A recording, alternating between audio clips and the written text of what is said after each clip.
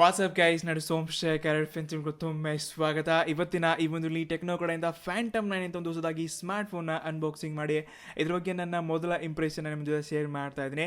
ಈ ಒಂದು phone review unit ಆಗಿದ್ದು ಟೆಕ್ನೋ ಕಡೆಯಿಂದ ನಿನ್ನೆ ಅಷ್ಟೇ ಒಂದು ಫೋನ ಲಾಂಚ್ ಮಾಡಿದರೆ. ಸೊ ಫ್ಯಾಂಟಮಿಕ್ ಸೀರೀಸ್ನಲ್ಲಿ ಈ ರೀತಿಯಾದ ಮುಂದಿನ ಸ್ಮಾರ್ಟ್ ಫೋನ್ಸ್ಗಳು ನಿಮಗೆ ಕೂಡ ಸಿಗತ್ವೆ.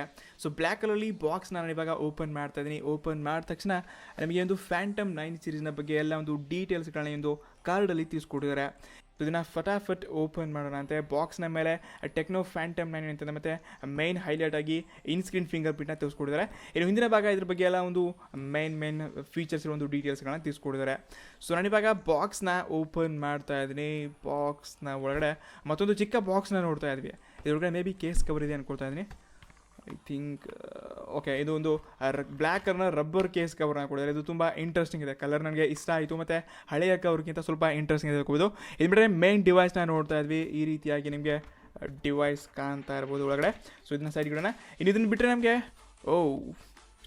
ಏರ್ಫೋನ್ಸ್ನ ಕೂಡ ಕೊಡ್ತಿದ್ದಾರೆ ಬ್ಲ್ಯಾಕ್ ಕಲರ್. ಸೊ ಇದನ್ನೆಲ್ಲ ಫುಲ್ ರಿವ್ಯೂಲಿ ಚೆಕ್ ಮಾಡೋಣ ಅಂತ. USB ಟು ಮೈಕ್ರೋ USB ಕೇಬಲ್ನ ಕೊಡ್ತಿದ್ದಾರೆ ಮತ್ತು ಒಂದು ಪವರ್ ಅಡಾಪ್ಟರ್ನ ಕೊಡ್ತಾರೆ. ಸೊ ಇದನ್ನೆಲ್ಲ ಸೈಡ್ಗೆ ಹಾಕಿ ನಾವು ಮೈನ್ ಡಿವೈಸ್ನ ಕ್ಯಾಚ್ ಮಾಡೋಣ ಬನ್ನಿ. ಸೊ ಫ್ರೆಂಡ್ಸ್, ಮೊದಲು ನಾನು ಒಂದು ಸ್ಮಾರ್ಟ್ ಫೋನ್ನ ಫಸ್ಟ್ ಬೂಟ್ನ ಮಾಡ್ತೀನಿ. ಅಲ್ಲಿವರೆಗೆ ಒಂದು ಫೋನ್ನ ಡಿಸೈನ್ ಮತ್ತು ಓವರ್ ಲುಕ್ನ ನೋಡ್ಕೊಂಡು ಬರೋಣ ಅಂತೆ. ಈ ಒಂದು ಸ್ಮಾರ್ಟ್ ಫೋನಲ್ಲಿ 6.4 ಇಂಚಸ್ ಇರುವ ಫುಲ್ HD+ AMOLED ಡಿಸ್ಪ್ಲೇ ನೋಡ್ತಾ ಇದ್ವಿ. ಡಾಟ್ ನಾಚ್ ಜೊತೆ 32 ಮೆಗಾ ಪಿಕ್ಸೆಲ್ನ ಸೆಲ್ಫಿ ಸೆನ್ಸರ್ ನೋಡ್ತಾ ಇದ್ವಿ.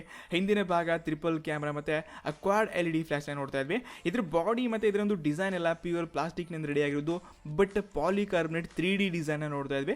ಸೊ ನನ್ನ ಪ್ರಕಾರ ಸ್ಕ್ರಾಚಸ್ ಸ್ವಲ್ಪ ಜಾಸ್ತಿ ಬೀಳುತ್ತೆ ಅನ್ಕೊಳ್ತಾ ಇದ್ದೀನಿ. ಸೊ ನೀವು ಒಂದು ಕವರ್ನ ಕೂಡ ಯೂಸ್ ಮಾಡ್ಕೊಳ್ಬೋದು. ಇನ್ನು ಕೆಳಗಿನ ಭಾಗ ಸಿಂಗಲ್ ಸೌಂಡ್ ಮೈಕ್ರೋ USB ಮತ್ತು 3.5 ಹೆಡ್ಫೋನ್ ಜಾಕ್ ನೋಡ್ತಾ ಇದ್ವಿ. ಲೆಫ್ಟ್ ಸೈಡ್ಗೆ dedicate sim slot, 2 sim card, ಒಂದು ಮೆಮರಿ ಕಾರ್ಡ್ನ ಯೂಸ್ ಮಾಡ್ಕೋಬೋದು. ವ್ಯಾಲ್ಯೂಮ್ ಬ್ರೋಕನ್ ಕೀಸ್ಗಳನ್ನ ರೈಟ್ ಸೈಡ್ಗೆ ನೋಡ್ತಾ ಇದ್ವಿ. ಸೊ ಇದಿಷ್ಟು ಈ ಒಂದು ಫೋನ್ನ ಮೊದಲ ಲುಕ್ ಆಗಿತ್ತು. ಸೊ ಒಂದೇ ಒಂದು ಫೋನ್ನ ಮೇನ್ ಫೀಚರ್ಸ್ಗಳನ್ನ ನೋಡ್ತಾ ಹೋಗೋಣ ಬನ್ನಿ. ಸೊ ಈ ಒಂದು ಫೋನಲ್ಲಿ 6.4 ಇಂಚಸ್ ಇರುವ ಫುಲ್ HD+ AMOLED ಡಿಸ್ಪ್ಲೇನ ನೋಡ್ತಾ ಇದ್ವಿ. ಸೊ ನಾನು ಇದನ್ನು ಚೆಕ್ ಮಾಡಿದ ಪ್ರಕಾರ ಇದರಲ್ಲಿ ಕಲರ್ ಸ್ಯಾಚುರೇಷನ್ ಆಗಲಿ, ಇದ್ರ ವಿವಿಂಗ್ ಆ್ಯಂಗಲ್ಸ್ ಆಗಲಿ, ಸೈಡ್ ಬೈ ಸೈಡ್ ಐಜಸ್ ನಾನು ಇಲ್ಲಿಂದ ಏನೋ ಒಂದು ವ್ಯೂನ ನೋಡ್ತಾ ಇದ್ದೀನಿ. ಸೊ ತುಂಬ ಚೆನ್ನಾಗಿದೆ. ಬಟ್ ನಾನು ಇದನ್ನ ಫುಲ್ ರಿವ್ಯೂನಲ್ಲಿ ಇದ್ರ ಡಿಸ್ಪ್ಲೇ ಎಷ್ಟರ ಮಟ್ಟಿಗೆ AMOLED ಅಪ್ಪ ಇದು ಯಾವ ರೀತಿ AMOLED ಥರ ಅನಿಸುತ್ತೆ ಅಂತ ನಾವು ಬೇರೆ ಸ್ಮಾರ್ಟ್ಫೋನ್ ಜೊತೆ ಕಂಪೇರ್ ಮಾಡಬೇಕಾಗತ್ತೆ. ಸದ್ಯಕ್ಕೆ ನೀವು ಇಲ್ಲಿಂದ ಕೆಲವೊಂದು ವೀಡಿಯೋಗಳನ್ನ ನೋಡ್ಕೊಳ್ಬೋದು. ಸೊ ವಿವಿಂಗ್ ಆ್ಯಂಗಲ್ ಆಗಲಿ, ಕಲರ್ ಸ್ಯಾಚುರೇಷನ್ ಎಲ್ಲ ತುಂಬ ಇಂಟ್ರೆಸ್ಟಿಂಗ್ ಇದೆ. ಸೈಡ್ ವ್ಯೂ ಕೂಡ ಚೆನ್ನಾಗಿದೆ. ಇನ್ನು ಒಂದು ಸ್ಮಾರ್ಟ್ ಫೋನಲ್ಲಿ ಮತ್ತೊಂದು ಮೈನ್ ಹೈಲೈಟ್ ಫೀಚರ್ ಅಂದರೆ ಈ ಒಂದು ಸ್ಮಾರ್ಟ್ ಫೋನಾಗಿ triple cameras, 16 mega pixel plus 2 mega pixel plus 8 mega pixel triple AR rear camera ನೋಡ್ತಾ ಇದ್ವಿ with quad LED flash. So flash ಅಂತೂ ಮತ್ತು ಟಾರ್ಚ್ ನಿಮಗೆ ಚೆನ್ನಾಗಿ ಸಿಗುತ್ತೆ. ಇದರಲ್ಲಿ ಇಷ್ಟರಲ್ಲಿ AI ಕ್ಯಾಮ್ರಾಗಳನ್ನ ಕೊಡಿದ್ದಾರೆ. ಕೆಲವೊಂದು ಸ್ಯಾಂಪಲ್ ಫೋಟೋಗಳನ್ನ ನೀವು ಇಲ್ಲಿ ನೋಡ್ಕೊಂಡು ಬನ್ನಿ. ಸೊ ನಾನಿಲ್ಲಿ ಅಬ್ಸರ್ವ್ ಮಾಡಿದ ಪ್ರಕಾರ ಇಂಡೋರ್ ಕೂಡ ಚೆನ್ನಾಗಿದೆ. ನಾನು ಟೆಕ್ನೋ ಕ್ಯಾಮನ್ i4ಗಿಂತ ಇಲ್ಲಿ ತುಂಬ ಒಳ್ಳೆ ಸೆನ್ಸರ್ಸ್ಗಳನ್ನ ನೋಡ್ತಾ ಇದ್ವಿ. ಇನ್ನಷ್ಟು ಬ್ರೈಟರ್ ಮತ್ತು ಪರ್ಫೆಕ್ಟ್ ಫೋಟೋನ ಕೊಡೋಕ್ಕೆ ಇದು ಟ್ರೈ ಮಾಡ್ತಿದ್ದೆ. ಬಟ್ ಆ್ಯಕ್ಚುಲ್ ಆಗಿ ಏನೊಂದು ರಿಯಾಲಿಟಿನಲ್ಲಿ ನನಗೆ ಯಾವ ರೀತಿ ಫೋಟೋ ಇಷ್ಟ ಆಗುತ್ತೆ ಅಷ್ಟು ನನಗೆ ಇಲ್ಲಿ ಪರ್ಫೆಕ್ಟಾಗಿ ನೋಡ್ತಾ ಇಲ್ಲ. ಆದ್ರೂ ತುಂಬ ಜನಕ್ಕೆ ಬ್ಯೂಟಿ ಮೂಡ್ ಆಗಲಿ, ನಾನು ವೈಟ್ ಕಾಣಬೇಕಪ್ಪ, ಈ ರೀತಿಯಾಗಿ ಮಸಾಲೆ ಫೋಟೋಗಳು ಕೂಡ ಬೇಕಾಗುತ್ತೆ. ಅಂಥವ್ರಿಗೆ ಈ ಒಂದು ಕ್ಯಾಮ್ರಾ ತುಂಬಾ ಇಷ್ಟ ಆಗುತ್ತೆ. ಇನ್ನು ಮುಂದಿನ ಕ್ಯಾಮ್ರಾ ಕೂಡ ಅಷ್ಟೇ 32 ಮೆಗಾ ಪಿಕ್ಸೆಲ್ ಒಂದು ಸೆಲ್ಫಿ ಶೂಟರ್ನ ಕೊಡ್ತಾ ಇದ್ದಾರೆ. ಸೊ ಇದ್ರ ಪ್ರಕಾರ ನೀವು ಇಲ್ಲಿ ಕ್ವಾಲಿಟಿಗಳನ್ನ ನೋಡ್ಕೊಳ್ಬೋದು. ಸೊ ಕೆಲವೊಂದು ಫೋಟೋಗಳು ನಿಮಗೆ ತುಂಬ ಚೆನ್ನಾಗಿ ಮತ್ತು ತುಂಬ ಕ್ಲಿಯರ್ ಆಗಿ ಬರುತ್ತೆ. ಕೆಲವೊಂದು ಫೋಟೋಗಳು ಇಂಡೋರ್ನಲ್ಲಿ ನೋಡ್ಕೊಂಡಾಗ ಬ್ರೈಟರ್ ಅನಿಸುತ್ತೆ, ಕಲರ್ಸ್ ತುಂಬ ಚೆನ್ನಾಗಿ ಬರುತ್ತೆ, ಬಟ್ ಕ್ಲಿಯರ್ ವ್ಯೂ ಇರಲ್ಲ. ಔಟ್ಡೋರ್ ಯಾವ್ದು ನೋಡಿರ್ತೀವಿ ಅದು ಎಷ್ಟು ಝೂಮ್ ಮಾಡಿದ್ರು ಪಿಕ್ಚರ್ಲಿ ಕ್ಲಿಯರಿಟಿ ಕಾಣಿಸುತ್ತೆ. ಇಂಡೋರ್ ನೋಡ್ಕೊಂಡಾಗ ಸ್ವಲ್ಪ ಬ್ಲರ್ ಅನಿಸುತ್ತೆ. ಅಂದರೆ ನಾವಿಲ್ಲಿ 1.7 ಆ್ಯಪೇಚರ್ ನೋಡಬೇಕಾಗಿತ್ತು. ಐ ಥಿಂಕ್ ಇದು 2.2 ಏನೋ ಇದೆ ಅಂದ್ಕೊಳ್ತಾ ಇದ್ದೀನಿ. ಸೊ ಆ್ಯಪೇಚರ್ ಎಷ್ಟು ಕಮ್ಮಿ ಇರುತ್ತೆ ಅಷ್ಟು ನಮ್ಮ ಪಿಕ್ಚರ್ ಲೋ ಲೈಟಲ್ಲಿ ಚೆನ್ನಾಗಿ ಬರುತ್ತೆ. ಸೊ ನೀವಿಲ್ಲ ಕೆಲವೊಂದು ಸ್ಯಾಂಪಲ್ಸ್ಗಳನ್ನ ಕೂಡ ನೋಡಿಕೊಂಡು ಈ ಒಂದು ಸೆಲ್ಫಿ ಕ್ಯಾಮ್ರಾ ಯಾವ ರೀತಿಯಾಗಿ ಫೋಟೋ ಶೂಟ್ಗಳನ್ನ ಮಾಡುತ್ತೆ ಅಂತ ನಿಮಗೆ ಅರ್ಥ ಆಗುತ್ತೆ. ಇನ್ನು ನೆಕ್ಸ್ಟ್ ಈ ಒಂದು ಸ್ಮಾರ್ಟ್ ಫೋನ್ನ ಮೇನ್ ಹೈಲೈಟ್ ಫೀಚರ್ ಅಪ್ಪ ಅಂದರೆ ಈ ಒಂದು ಸ್ಮಾರ್ಟ್ ಫೋನ್ನ ಇನ್ ಸ್ಕ್ರೀನ್ ಫಿಂಗರ್ ಪ್ರಿಂಟಲ್ಲಿ ನಾನು ಸ್ಯಾಮ್ಸಂಗ್ ಗ್ಯಾಲಕ್ಸಿ A50ನ ಯೂಸ್ ಮಾಡಿದ್ದೀನಿ, M40ನ ಯೂಸ್ ಮಾಡಿದ್ದೀನಿ. ಅಲ್ಲಿ ಕೂಡ ಯೂಸ್ ಮಾಡಿ ಇದನ್ನು ಕೂಡ ಯೂಸ್ ಮಾಡಿದ್ರೆ ನನಗೆ ಈ ಒಂದು ಸ್ಮಾರ್ಟ್ ಫೋನ್ ಎಷ್ಟೋ ಬೆಟರ್ ಅನಿಸುತ್ತೆ. ನಾನು A50 ಮತ್ತು M40ನಲ್ಲಿ 1 ಸೆಕೆಂಡ್ ಆದ್ರೂ ಹೋಲ್ಡ್ ಮಾಡಬೇಕಾಗತ್ತೆ. ಬಟ್ ಇಲ್ಲಿ ನೀವು ಅರ್ಧ ಸೆಕೆಂಡ್ ಹೋಲ್ಡ್ ಮಾಡಿದ್ರೆ ಇದು ಇನ್ಸ್ಟೆಂಟಾಗಿ ಅನ್ಲಾಕ್ ಆಗುತ್ತೆ. ಲೈಕ್ ನಾವು 1+7 ಥರ ಎಲ್ಲ fraction of seconds just touch ಮಾಡಿ ತೆಗೆದ್ರೆ ಆಯಿತು, ಅಲ್ಲಿ ಫ್ರ್ಯಾಕ್ಷನ್ ಆಫ್ ಸೆಕೆಂಡ್ಸಲ್ಲಿ ಅನ್ಲಾಕ್ ಆಗುತ್ತೆ. ಅಷ್ಟು ಇಲ್ಲಿ ನಾನು ಎಕ್ಸೆಪ್ಟ್ ಮಾಡ್ತಿಲ್ಲ. ಅರ್ಧ ಸೆಕೆಂಡಲ್ಲಿ ಇದು ಫಾಸ್ಟಾಗಿ ಅನ್ಲಾಕ್ ಆಗ್ತಿದೆ.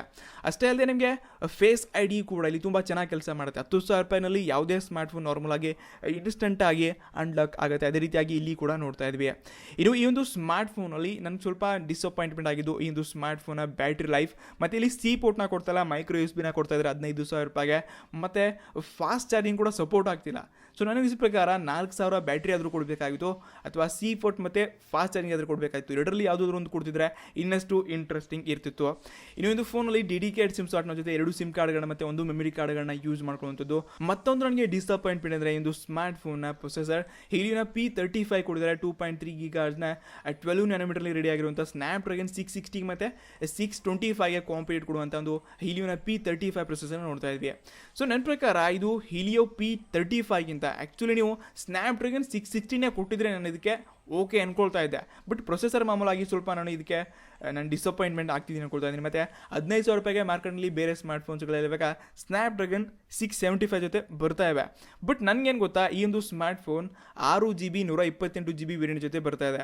ಇಷ್ಟೇ ಡೆಡಿಕೇಟ್ ಸಿಮ್ಸ್ನ ಕೊಡ್ತಾ ಇದ್ದಾರೆ, AMOLED ಡಿಸ್ಪ್ಲೇನ ಕೊಡ್ತಾ ಇದ್ದಾರೆ. ಮತ್ತು ಈ ಒಂದು ಫೋನಲ್ಲಿ ಟ್ರಿಪಲ್ ರಿಯರ್ ಕ್ಯಾಮ್ರಾ ನೋಡ್ತಾ ಇದ್ವಿ. ಸೊ ಅರೌಂಡ್ ಈ ಎಲ್ಲ ಒಂದು ಫೀಚರ್ಸ್ಗಳನ್ನ ನೋಡಿಕೊಂಡು ಇದ್ರ ಬೆಲೆ ಕೇವಲ ಇದ್ರ ಬೆಲೆ ಕೂಡ 15,000 ರೂಪಾಯಿ ಆಗಿದೆ. ಸೊ ಈ ಎಲ್ಲ ಅರೌಂಡ್ ಫೀಚರ್ಸ್ಗಳನ್ನ ನೋಡಿಕೊಂಡು ನನ್ನ ಪ್ರೊಸೆಸರಲ್ಲಿ ಸ್ವಲ್ಪ ಮತ್ತು ಇದರೊಂದು ಕ್ಯಾಮ್ರಾನಲ್ಲಿ ಸ್ವಲ್ಪ ನಾನು ಡಿಸಪಾಯಿಂಟ್ಮೆಂಟ್ ಆಗ್ತಾಯಿದ್ದೀನಿ. ಇದು ಬಿಟ್ಟರೆ ಈ ಒಂದು ಸ್ಮಾರ್ಟ್ ಫೋನ್ ಕಂಪ್ಲೀಟ್ಲಿ ನನ್ನ ಪ್ರಕಾರ ಒಂದು ಒಳ್ಳೆ ಸ್ಮಾರ್ಟ್ ಫೋನ್ ಆಗಲಿದೆ ಅನ್ಕೊಳ್ತಾ ಇದ್ದೀನಿ. ಸೊ 15Kಗೆ ನೀವೇನಾದರೂ 6GB ರ್ಯಾಮ್ ಮತ್ತು ನನಗೆ ಜಾಸ್ತಿ ಸ್ಟೋರೇಜ್ ಬೇಕಪ್ಪ ಅಂದ್ಕೊಂಡಿದ್ದಾರೆ ಅಂದರೆ ಕ್ಯಾಮ್ರಲ್ಲಿ ಎಕ್ಸ್ಟ್ರಾ ಹಲವಾರು ಫೀಚರ್ಸ್ಗಳು ಬೇಕು ಅಂದ್ಕೊಂಡಿದ್ದಾರೆ ಅಂದರೆ ಈ ಒಂದು ಸ್ಮಾರ್ಟ್ ಫೋನ್ ಓಕೆ ಅಂತ ಹೇಳಿ ನೀವು ಇದ್ರ ಬಗ್ಗೆ ಸ್ವಲ್ಪ ಥಿಂಕ್ ಮಾಡ್ಕೋಬೋದು. ಇದು ಬಿಟ್ಟರೆ ಹಲವಾರು ಮಾರ್ಕೆಟ್ನಲ್ಲಿ ನಿಮಗೆ ತುಂಬ ಸ್ಮಾರ್ಟ್ ಫೋನ್ಗಳು ಅವೈಲಬಿಲಿಟಿ ಇದೆ. ಬಟ್ ಇದರಲ್ಲಿ ಏನೊಂದು ಫೀಚರ್ಸ್ಗಳಿದೆ ಅದು ಅದರಲ್ಲಿ ಸಿಗಲ್ಲ, ಅದರಲ್ಲಿ ಒಂದು ಫೀಚರ್ಸ್ಗಳಿದೆ ಅದು ಇದರಲ್ಲಿ ಸಿಗಲ್ಲ. ಇದರಲ್ಲಿ ಫಿಂಗರ್ ಪ್ರಿಂಟ್ ಅಂತೂ ಸಖತ್ತಾಗಿದೆ. 15,000 ರೂಪಾಯಿಗೆ ಒಂದು ಒಳ್ಳೆ ಕೆಲಸ ಮಾಡ್ತಿದ್ದೀನಿ ಒಂದು ಸ್ಮಾರ್ಟ್ ಫೋನ್ ಅಂತ ನನ್ನ ಅನಿಸಿಕೆಗಳ ಮುಂದೆ ತಿಳಿಸ್ಕೊಡ್ತಾ ಇದ್ದೀನಿ.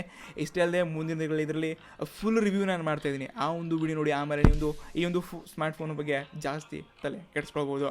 ಸಿಗೋಣ ಅಂತ ನಮ್ಮ ಮುಂದಿನ ವಿಡಿಯೋಗಳಲ್ಲಿ. ಅಲ್ಲಿವರೆಗೂ take care. See you in the next one.